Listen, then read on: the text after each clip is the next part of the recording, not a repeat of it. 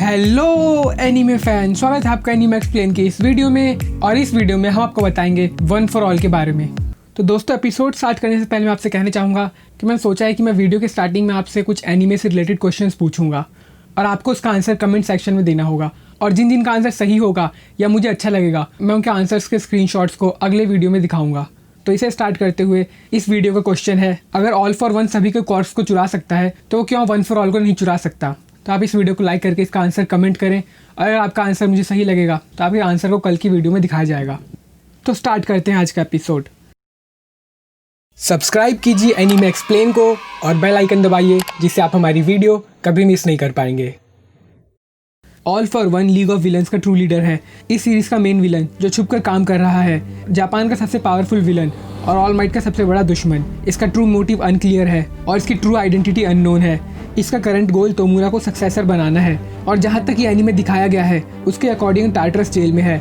All might say कई सालों तक भयानक तरीके से घायल होने के बाद ऑल फॉर वन का चेहरा पूरी तरह से स्कैर टिश्यू से बना हुआ है और इसकी कोई विजिबल नाक, कान, बाल या आँख नहीं है। हालांकि इसके आँख के सॉकेट्स का आउटलाइन को हम देख सकते हैं और इसी के कारण से ये प्रॉपरली नहीं देख पाता, मगर ये इंफ्रारेड विजन के कॉर की मदद से देख सकता है। और इसके मुंह और गर्दन में काफ़ी सारे ट्यूब लगे हुए हैं। लगता है ऑल माइट ने इसे उस दिन खूब मारा होगा। और फ्लैशबैक में दिखने में ऑर्डिनरी ही दिखाया जाता है, जिसके वाइट हेयर थे, मगर कभी इसका चेहरा क्लियर नहीं दिखाया गया।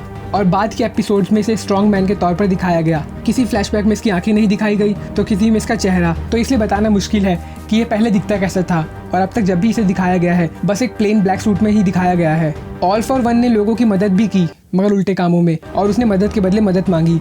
और जो इसे रेजिस्ट करता वो उन्हें प्योर करता। अब लोगों को चलता फिरता डॉल बनाकर कौन शुद्धिकरण करता है। और सिविलियन और कॉर्क के यूजर्स के बीच अंतर को जानकर इसने लोगों के कॉर्क को सपोर्ट किया।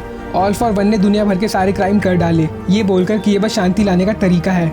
ऑल फॉर वन ने अपने भाई की केयर की बिना किसी पर्पस के, और उसका मानना था कि बिना पावर के लोग उसके आइडियाज़ को नहीं समझ पाएंगे। और वो जस्टिस और मोरल में विश्वास नहीं करता था, ये बोलते हुए कि ये रियलिटी नहीं है। ऑल फॉर वन अपने पावर और स्टेटस में इतना जुनूनी हो गया था कि उसने समझा कि ये ऑल माइट क्या है। और उसके कॉन्फिडेंस और इमेंस पावर के अलावा उसमें एक शांत और दयालुपन भी था, मगर वो कहता था कि फोर्सफुल एक्शन ज़्यादा अच्छा होता है इमोशनल वर्ड्स के मुकाबले। ऑल फॉर वन मानता था कि उसका शागिर्द तोमूरा शिगाराकी का काफ़ी आइडल कंडीशन है उसके लेगेसी को कंटिन्यू करने के लिए।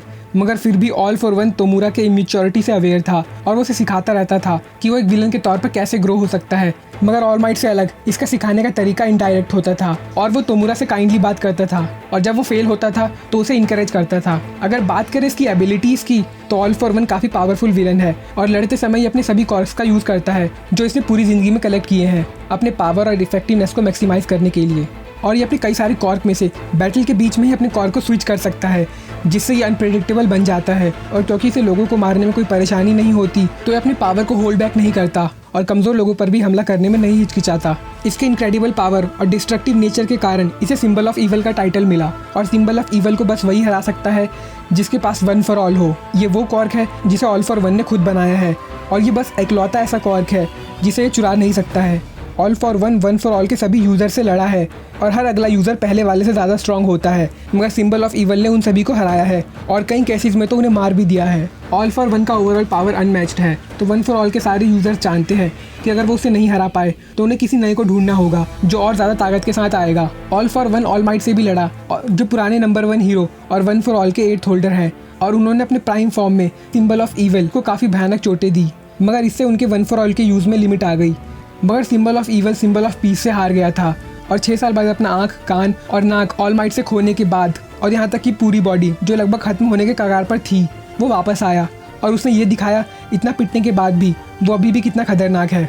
और कामिनो इंसिडेंट में इसने कई सारे प्रो हीरोज़ जिसमें टॉप रैंक्ड हीरोज़ भी थे उन्हें एक तरफा हराया बिना किसी मेहनत के। मगर जब ऑल माइट और बाद में ग्रैंड टोरिनो वहाँ पहुँचे, ऑल फॉर वन ने बार बार उन दोनों पर अटैक करना चालू किया और ग्रैंड टोरिनो ने यह तक पॉइंट आउट किया कि कैसे ऑल फॉर वन का फाइटिंग स्टाइल अचानक से पूरी तरह से बदल गया। फिजिकली इंजर्ड होने के बाद भी ऑल फॉर वन ने सिंबल ऑफ पीस पर कई सारे शॉक वेव्स छोड़े उन्हें कमज़ोर करने के लिए, जो कि हुआ भी। और ऑल माइट एक सिविलियन को एयर कैनन से बचाने के बाद अपने ओरिजिनल फॉर्म में आ गए। और जब ऑल फॉर वन कमज़ोर नंबर 1 हीरो से लड़ रहा था तभी वहाँ एंडवर और ईगल शॉट आ गए अगर बात करें इसके कॉर्क की, तो जैसा आप जानते हैं कि ऑल फॉर वन का कॉर्क किसी के भी कॉर्क को चुरा कर उसे खुद या किसी और को दे सकता है। ये चुराए हुए कॉर्क को कंबाइन भी कर सकता है अपने अटैक को इम्प्रूव करने के लिए। कभी कभी इस कॉर्क को डॉक्टर गाराकी ने भी डुप्लीकेट किया है, मगर इसका ओरिजिनल वर्जन उसे तोमूरा को दिया।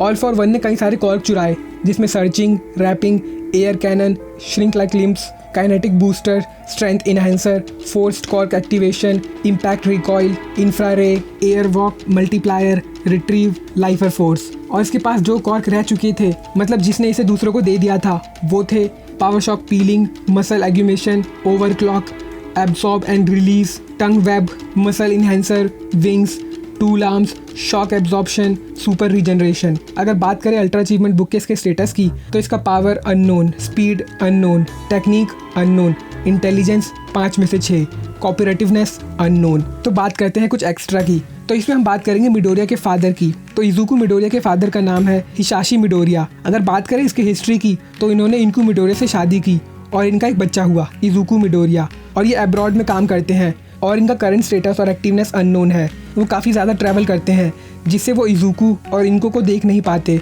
अगर बात करें इनकी एबिलिटी की, तो ये फायर ब्रीथ कर सकते हैं। तो जिन को लगता था कि इजुकु मिडोरिया ऑल माइट का बेटा है, तो ऐसा कुछ नहीं है। तो यही खत्म होता है एपिसोड। आई होप आपको वीडियो अच्छा लगा। अगर आपको वीडियो अच्छा लगा तो आप इस वीडियो को लाइक कर सकते हैं, इस चैनल को सब्सक्राइब कर सकते हैं, और अगर आपका इस वीडियो या इस चैनल से रिलेटेड कोई क्वेश्चन या कोई सजेशन है, तो आप हमें कमेंट कर सकते हैं।